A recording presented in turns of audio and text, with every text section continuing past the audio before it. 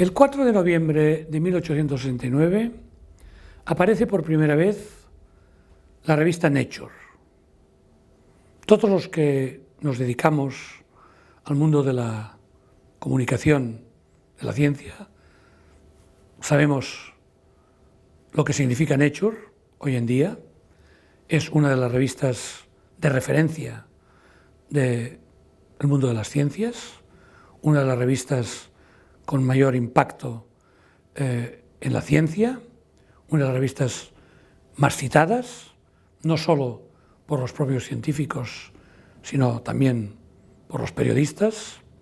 porque además, como veremos en la unidad específica de fuentes de información, es una de las fuentes de información del periodismo científico moderno. Como os decía, en 1869 nace Nature y nace precisamente producto de el interés de científicos y amigos de Darwin para prodigar un debate científico en torno a la teoría de la evolución y a la herencia científica de Charles Darwin. Entre ellos, el famoso Thomas Huxley, que crean incluso un club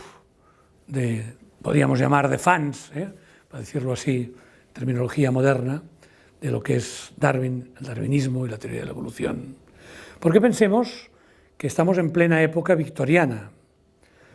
otra época dogmática, otra época en que las revoluciones del pensamiento, tal como está en aquel momento aposentado, no son bienvenidas. Y, por tanto, la irrupción de Darwin y su teoría de la evolución hace que, de alguna manera, los pilares dogmáticos, no solo a través de los ideólogos creacionistas, que esto sería el máximo, ¿no?, sino también de la propia Iglesia, etcétera, que no es tan dogmática en esto como en el caso de Galileo, pero bueno, también con sus más y sus menos, hacen la necesidad de que haya un debate público y con esa finalidad nace Nature y además para dar a conocer, evidentemente, la ciencia. Es la primera revista científica moderna como la conocemos hoy, producto de esa época de cambio también en el mundo de la ciencia. Nature, también tendréis toda su historia y todo esto en el campus global, en el aula global. No voy a extender sobre esto, pero simplemente sugeriros que tiene una web donde habla de su propia historia, una web sobre la propia historia, que ahora podemos ver en un momento, si queréis, podemos insertar la web, y es una web donde también explica los hitos más importantes que ha tenido la revista Nature como publicación de hitos científicos importantes a lo largo de la historia de la ciencia. Como os decía, este debate de Darwin y la teoría de la evolución llega también a los medios de comunicación, no con la rapidez con que la conocemos hoy en día, esa transmisión, pero poco a poco va apareciendo. Son años en que el conocimiento se transmite todavía lentamente, no hay la agilidad periodística que hay hoy en día. En The New York Times, ya convertido en New York Times, pues ya, por ejemplo, aquí os recojo unos debates que hubo en 1871 sobre la creación o evolución, sobre el origen del ser humano. Esto también se refleja en la primera revista de divulgación científica para todo público. Antes habíamos visto Scientific American como alta divulgación, producto de la revolución industrial. Ahora vemos Popular Science, que es la primera revista de divulgación científica abordable para todo el público, nacida en 1872 y que ha llegado a nuestros días y que evidentemente ya en sus primeros números reflejaba ese debate sobre el darwinismo, ¿no? Fue fundada en 1832, como os decía, para diseminar el conocimiento científico a un público interesado y educado, tal como decía en su primer editorial, ¿no? Aquí tenéis el primer editorial, que también os recomiendo su lectura, estará en la bibliografía recomendada para que la leáis en su momento, y donde, de alguna manera, en ese 1872 ya se reflejan algunos pensamientos que han llegado incluso hasta hoy, ¿no? Sobre la necesidad de la divulgación científica, sobre la importancia que tiene la ciencia para la sociedad, etcétera, etcétera. Ya entonces se argumentaba de esa manera. En paralelo, hemos de pensar que la divulgación científica se hacía a través de los propios científicos en forma de conferencias. Aquí también recojo unas crónicas en New York Times, también las hubo en el Popular Science, sobre un importante científico, John Tyndall, británico, que dio una serie de conferencias en Nueva York ante auditorios de cientos hasta miles de personas, tal como se refleja en las crónicas del New York Times. Por tanto, la conexión del científico con la sociedad también ha sido una tradición a lo largo del tiempo. Hoy, mucho más fácil a través de Internet, evidentemente, como veremos en su momento, pero ya entonces la divulgación, en buena parte, la hacían los propios científicos en forma de conferencias. Aquí tenéis también un artículo de Popular Science. Hay que decir que toda la base documental de Popular Science está online, igual que la de Philosophical Transactions, aquella precursora de las revistas científicas y muchas otras, por tanto, y está libre, si alguien se anima, pues desde 1872 hasta hoy hay mucha documentación, en buena parte inexplorada, y que podría ser también motivo de alguna tesis doctoral sobre cómo ha ido evolucionando la divulgación en una revista de esta índole. Aquí tenéis algunas portadas posteriores, más modernas ya, de Popular Science, y simplemente citar que esta revista se sigue publicando hoy en día y que la circulación es de más de 1 millón de ejemplares, 1.323.000 ejemplares según el censo de diciembre de 2012, o sea que sigue siendo muy importante en Estados Unidos esta revista de divulgación. Aquí a la izquierda una portada antigua y a la derecha una portada moderna de Popular Science. En mayo de 1877, poco a poco vemos cómo van evolucionando las revistas científicas, cómo se agita el mundo del conocimiento científico con los debates, la presencia de los científicos en los debates, etc. En mayo de 1877, como os decía, comienza la publicación en The New York Times, que va a ser un hilo conductor hasta llegar al periodismo científico moderno. Se insertan unas columnas de aparición irregular, por tanto no es todavía una sección, pero sí de forma irregular se van publicando pequeños breves, diríamos en terminología actual, en las que se habla de cotilleos científicos. De hecho, en inglés se llaman scientific gossips. Cotilleos científicos. Son pequeñas píldoras en las que se habla de novedades científicas. Y de la misma manera que aparece la revista Nature, otra revista de referencia en el campo científico es la revista Science, que se publica por primera vez el 3 de julio de 1880 y que nace fundada por un periodista americano, John Michels, y financiada por Thomas Edison y también después por Alexander Graham Bell, precisamente para dar a conocer sus inventos. O sea que la revista es el soporte donde se explica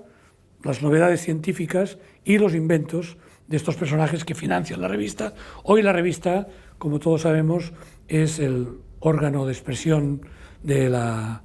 AAAS americana, la Association for Advancement of Sciences norteamericana, y es el equivalente de Nature, que es británica y pertenece a una editorial privada en el campo, digamos,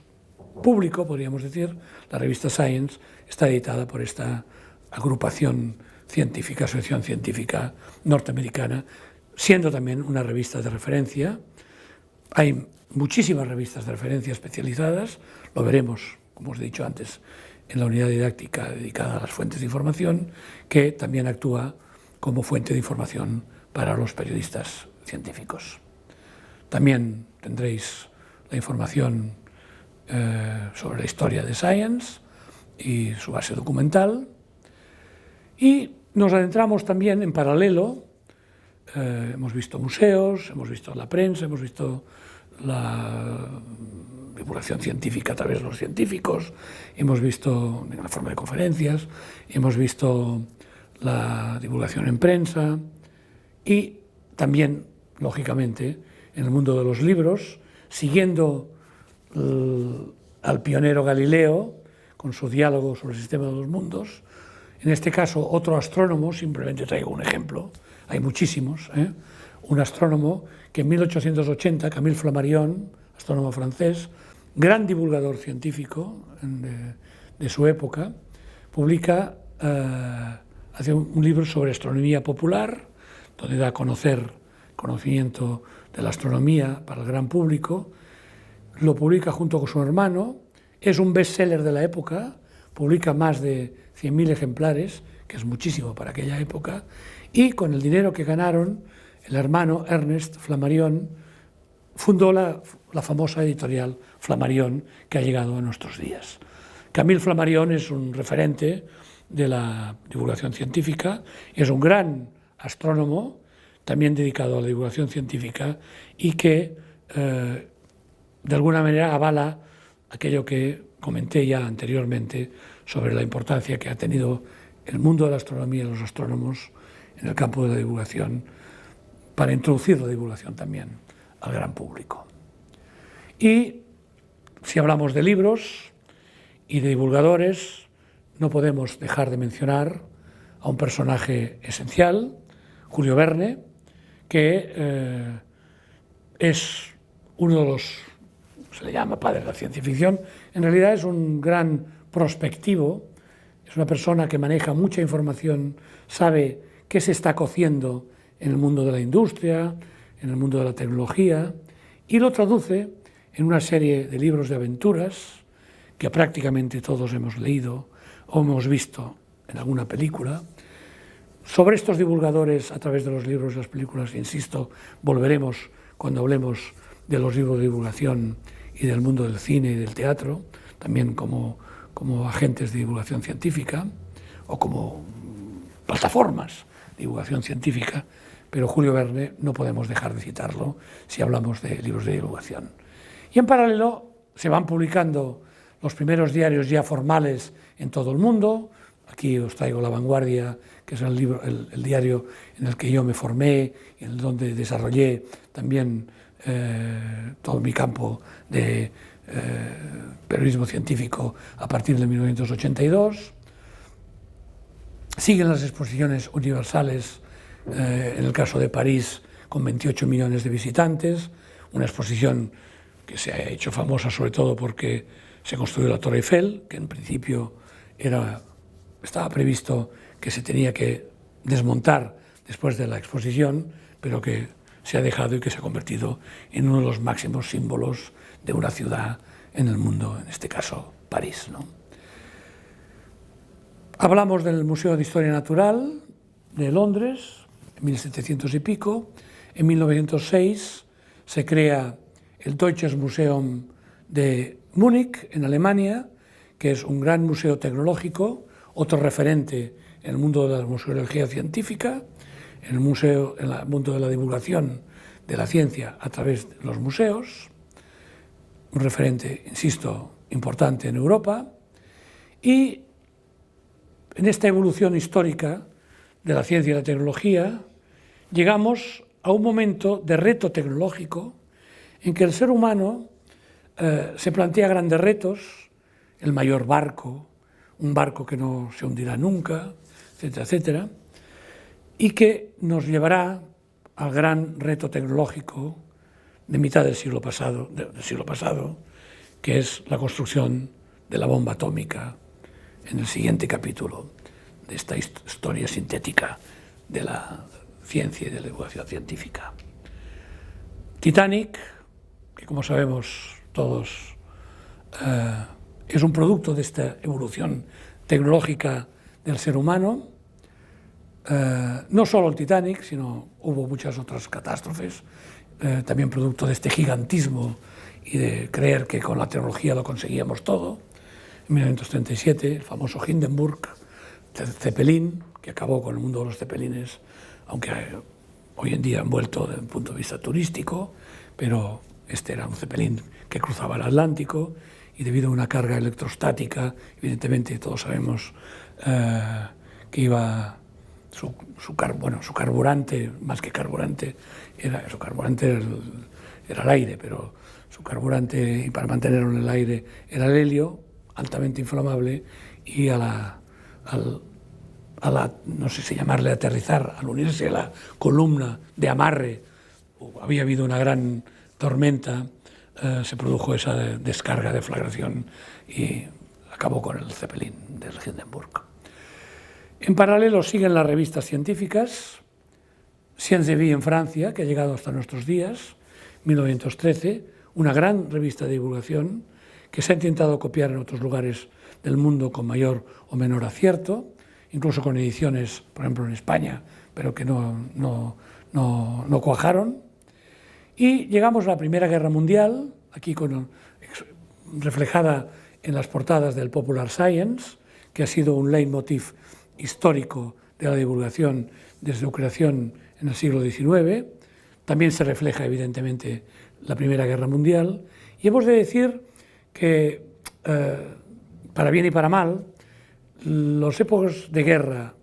y luego de entreguerra, entre la Primera y Segunda Guerra Mundial, son grandes momentos de desarrollo tecnológico, obviamente, pero también